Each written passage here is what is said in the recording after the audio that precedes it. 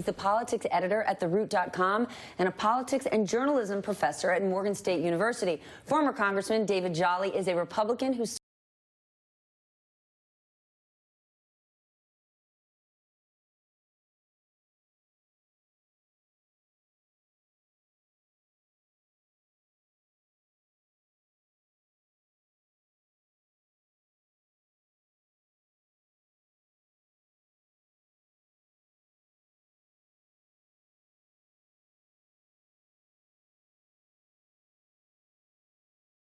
I can expect he probably did it during the Obama administration, and now we see it again. And I think the most striking thing about the story last night, two things. One, so obviously what we know from this memo is very damaging to the president.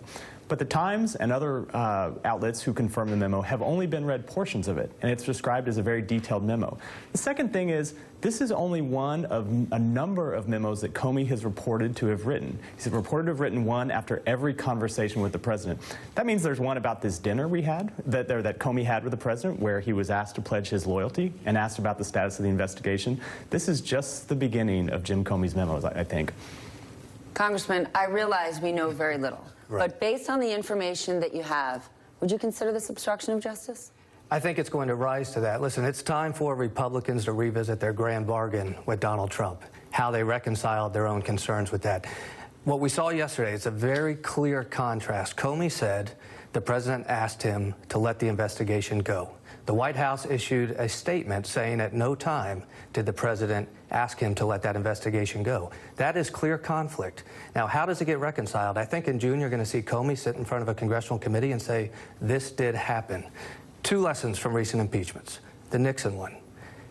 Chuck Colson, a senior counsel to Richard Nixon, said as a staffer, he didn't realize he was normalizing illegal behavior when he worked there. That's normalizing illegal behavior. Illegal behavior. He didn't realize that. Also, though, to the obstruction of justice question, Bill Clinton. The way eventually they got Bill Clinton was they got him to testify before a grand jury. So I think, and legal analysts can talk about this, I think, is it obstruction of justice legally right now? It might fall short. A lot of attorneys are saying that. But this is the beginning. And this is the movement, just as what happened with Ken Starr, as he tried to get Bill Clinton on the record. Watch to see how we begin to get Donald Trump closer to having to make a statement on the record, perhaps in front of a grand jury. I want to stay on the political angle and go to Capitol Hill, where there's not just talk of open hearings, but actual subpoenas. Mike Vicara is there. Michael, what can you tell us? Good morning, Stephanie. You know, Republicans in the House of Representatives had the good fortune of being on recess last week when the Comey firing went down and the controversy began. They're back today for their first full day, and it's time to face the music, particularly after the last 24 hours. And we have seen the ground shifting here underneath Republicans, and they are struggling to keep up. Let's start with Jason Chaffetz. Of course, he's retiring, perhaps not incidentally. He's the chairman of the House Oversight Committee. He is calling for all documents from the administration and from the Justice Department, the FBI, that between any communications between Donald Trump and James Comey, the number 4 Republican. And behind me, you see the RNC. This is a Republican redoubt here on Capitol Hill, the Capitol Hill Club, dominated by Republicans. They're meeting in there right now for the first time this week. Kathy McMorris Rodgers, the number 4 Republican, has called for Comey to testify. Lindsey Graham, a familiar voice on Republicans, perhaps not marching in perfect cadence, has called to get eyes on that document, as has Jeff Flake. Adam Kinzinger, another conservative House member, wants an independent commissioner or a special prosecutor. So that's really going to be what the question boils down to. Does Congress want to deal with this in-house as Republicans in the House and Senate lead both those bodies, or do they want to try to get it off their plate, try to move on to other things? That's the question before House Republicans as they meet behind closed doors this morning. We're going to talk to Adam Kinzinger in just a few minutes. Jason, when you look at this, whether or not the president intended wrongdoing. Right.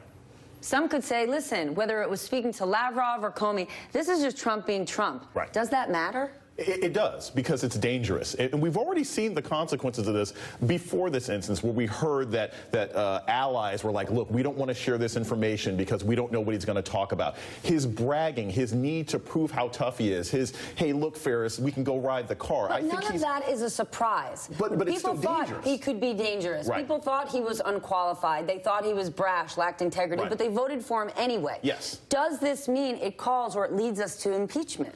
Oh, no. Impeachment's impeachment's never going to happen because this Congress isn't going to do it. But what might happen is if we end up getting, if the Republicans end up losing in Georgia, if the Republicans end up losing in Montana, if they keep losing these special elections, if they get blown out in some of these gubernatorial races this fall, you will see a push, if not for impeachment, then for a serious commission because they don't want to get dragged down in 2018. Are Republicans never going to do it, though? I realize John McCain, Lindsey Graham have had a lot of fighting words out there, but yesterday John McCain said that Trump White House are reaching a, quote, Watergate size and scale in terms of all the scandals swirling around.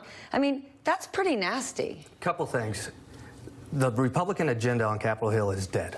It's dead. There's nothing else they can do. The only way they can recover their agenda, their legislative agenda, is to Tax actually... reform, infrastructure, health care. Is to actually ask for an independent counsel. Listen, Republicans today are sounding a little remorseful, saying we need an independent commission. We don't need an independent commission of congressmen.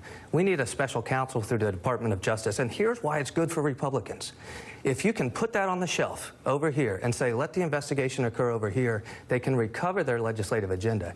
The Capitol Hill Club report, I've been in those meetings. Right now, they are trying to figure out, well, one, it's across the street. So they're talking about how much money they have to raise to recover from their high negatives right now.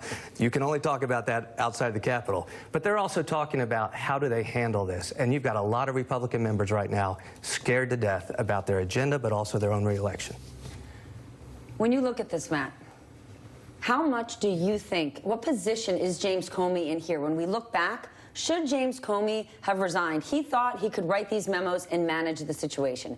As we dig into it, will more questions arise saying, if this is what the president did at the time, how could you have stayed in that seat? I think it depends on what Jim Comey was doing. I think there is a good possibility that Jim Comey continued to have these conversations with the president because he was actually building an obstruction of justice case.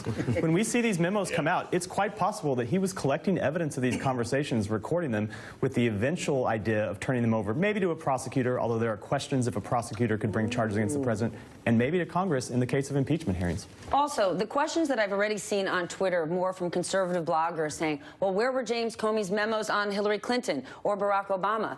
He may have had memos, isn't that true? He may have had, but there's never been any allegation that Barack Obama told him to shut down an investigation, and he certainly didn't fire him after he didn't get the answer he wanted. But James Comey could have been keeping memos. He could have. Yeah, and he probably was. If he's a smart guy, he was. And Stephanie, if I may, that argument from conservatives is revenge politics, and it's garbage. Apply the same accountability standard to Donald Trump that Republicans applied the last 8 years to Barack Obama, and let's see what happens. It's a garbage argument to say, well, what about Hillary? What about Hillary? The election's over. Donald Trump, you won. You're the president of the United States, and you're doing a disastrous job, and conservatives should not be sticking with you.